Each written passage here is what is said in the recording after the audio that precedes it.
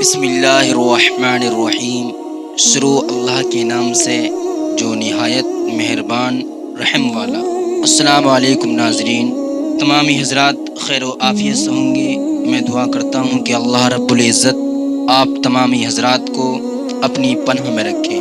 تو ناظرین، دنیا کا سب سے پہلا جو قتل کیا وہ کس نے کیا ہے، ہم آپ کو اس ویڈیو میں بتائیں گے۔ آپ ویڈیو کو پوری دیکھیں اور ویڈیو کو اسکیپ نہ کریں۔ تو ناظرین، روئے زمین پر سب سے پہلا قاتل قابیل اور سب سے پہلا مقتول حابیل ہے۔ قابیل اور حابیل یہ دونوں حضرت آدم علیہ السلام کے فرزند ہیں۔ ان دونوں کا واقعہ یہ ہے کہ حضرت حوا کے ہر حمل میں ایک لڑکا اور ایک لڑکی پیدا ہوتے تھے، اور ایک حمل کے لڑکے کا دوسرے حمل کی لڑکی سے نکاح کیا جاتا تھا۔ اس دستور کے مطابق حضرت آدم علیہ السلام نے قابیل کا نکاح لیوزا سے جو حابیل کے ساتھ پیدا ہوئی تھی، اور حابیل کا نکاح اقلیمہ کے ساتھ جو قابیل کے ساتھ پیدا ہوئی تھی کرنا چاہا، مگر قابیل اس پر راضی نہ ہوا، بلکہ چونکہ اقلیمہ زیادہ خوبصورت تھی اس لیے وہ اس کا طلبگار ہوا۔ حضرت آدم علیہ السلام نے اس کو سمجھایا، چونکہ اقلیمہ تیرے ساتھ پیدا ہوئی ہے اس لیے وہ تیری بہن ہے، اس کے ساتھ تیرا نکاح نہیں ہو سکتا۔ مگر ناظرین، قابیل اپنی ضد پر اڑا رہا۔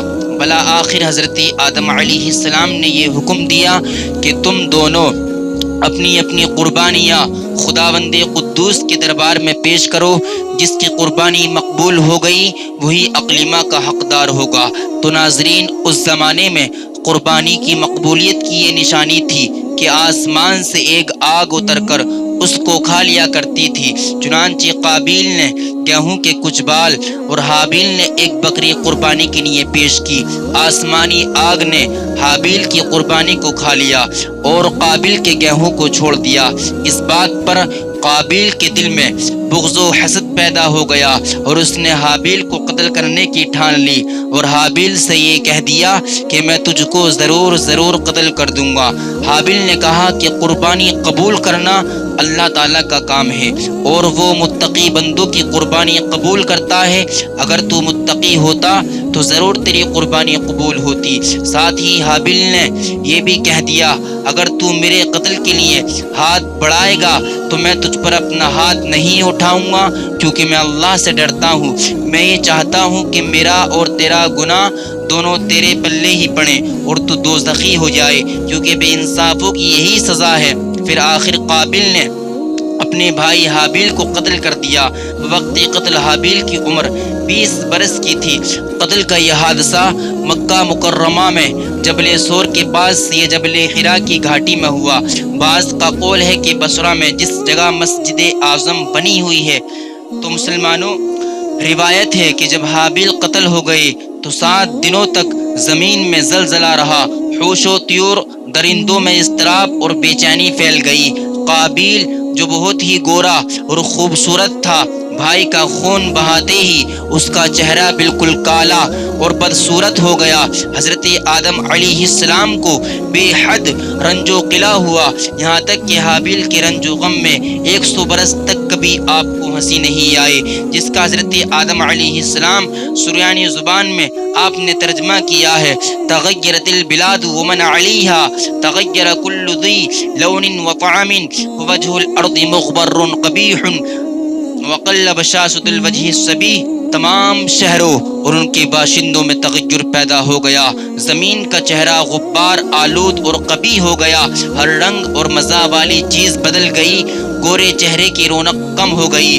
حضرت آدم علیہ السلام نے شدید غضبناک ہو کر قابیل کو پھٹکار کر اپنی دربار سے نکال دیا، اور وہ بد نصیب اقلیمہ کو ساتھ لے کر یمن کی سرزمین عدن میں چلا گیا۔ وہاں ابلیس اس کے پاس آ کر کہنے لگا کہ حابیل کی قربانی کو آگ نے اس لیے کھا لی کہ وہ آگ کی پوجا کیا کرتا تھا، لہٰذا تو بھی ایک آگ کا مندر بنا کر آگ کی پرستش کیا کر۔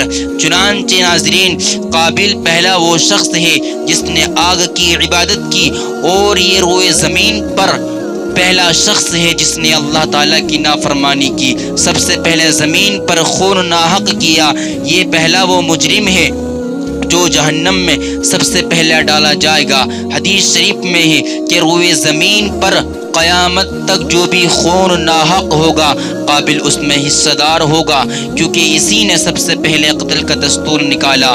اور قابیل کا یہ انجام ہوا کہ اس کے ایک لڑکے نے جو کہ اندھا تھا اس کو ایک پتھر مار کر قتل کر دیا، اور یہ بدبخت نبی زادہ ہونے کے باوجود آگ کی پرستش کرتے ہوئے کفر و شرک کی حالت میں اپنے لڑکے کے ہاتھ سے مارا گیا۔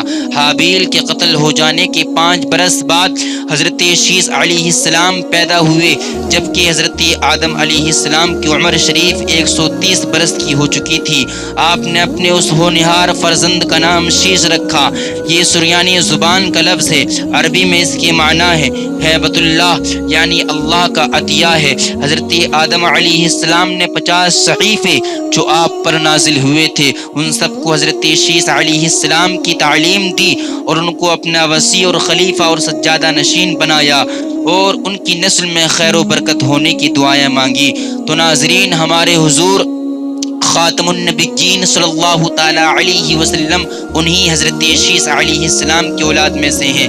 اس واقعے کو قرآن مجید میں اللہ رب العزت نے اس طرح بیان فرمایا ہے، وَاتْلُو عَلَيْهِمْ نَبَأَ ابْنَيْ آدَمَ بِالْحَقِّ۔ تو ناظرین، اس واقعے سے چند ہدایتوں کے سبق ملتے ہیں۔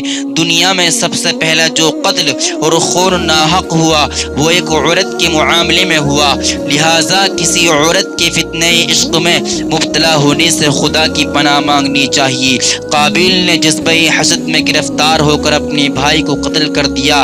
اس سے معلوم ہوا کہ حسد انسان کی کتنی بری اور خطرناک قلبی بیماری ہے۔ اس لیے قرآن مجید میں من شر حاسد اذا حسد فرما کر حکم دیا گیا کہ حاسد کے حسد سے خدا کی پناہ مانگتے رہو۔ خون ناحق کتنا بڑا جرم عظیم ہے۔ اس جرم کی وجہ سے ایک نبی کا فرزند اپنے باپ حضرت آدم علیہ السلام کے دربار سے رائندہ درگاہ ہو کر کفر و شرک میں مبتلا ہو کر مر گیا، اور قیامت تک ہونے والا ہر خون ناحق میں حصہ دار بن کر عذاب جہنم میں گرفتار رہے گا۔ تو ناظرین، اس سے معلوم ہوا جو شخص کوئی برا طریقہ ایجاد کرے تو قیامت تک جتنے لوگ اس برے طریقے پر عمل کریں گے سب کے گناہ میں وہ برابر کا شریک اور حصہ دار بنے گا۔ اس سے یہ بھی معلوم ہوا کہ نیکوں کی اولاد نیک ہونا کوئی ضروری نہیں ہے، نیکوں کی اولاد بری بھی ہو سکتی ہے، کیونکہ حضرت آدم علیہ السلام خدا کے مقدس نبی اور صفی اللہ ہے، مگر ان کا بیٹا قابل کتنا خراب ہوا وہ آپ سن چکے ہیں۔